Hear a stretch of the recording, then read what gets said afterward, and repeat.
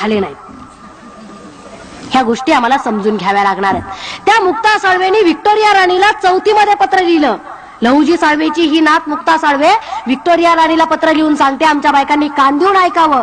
चौथीची चिमुरडी पोरगी त्या व्हिक्टोरिया राणीला पत्रात काय सांगते की हे राणी, आमचा म्हणावा असा आम्हाला धर्म नाही, आमचा म्हणावा असा आम्हाला धर्मग्रंथ नाही, आणि या धर्माची धर्मग्रंथ कोणती आहेत आम्हाला माहित नाही, ती वाचण्याचा आम्हाला हक्क नाही.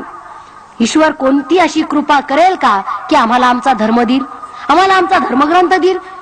चिमुरडी चौथीतली पोरगी प्रश्न विचारते. हा सावित्रीबाई फुलेंच्या शिक्षणाचा परिणाम येतो. सावित्रीबाई फुलेंच्या शिक्षणाच्या तालमीत तयार झालेले विद्यार्थी आहेत ते.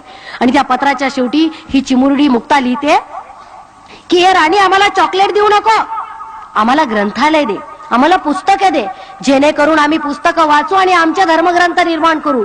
चौथीची पोरगी स्वप्न पाहते आणि चौथीची पोरगी धर्म सोडण्याचं धाडस करते. आम्ही 26, 27, 28, 50 वर्षाच्या झालो, सावित्रीबाई फुलेंच्या शिक्षणाचा उपयोग नाही झाला आमच्यासाठी.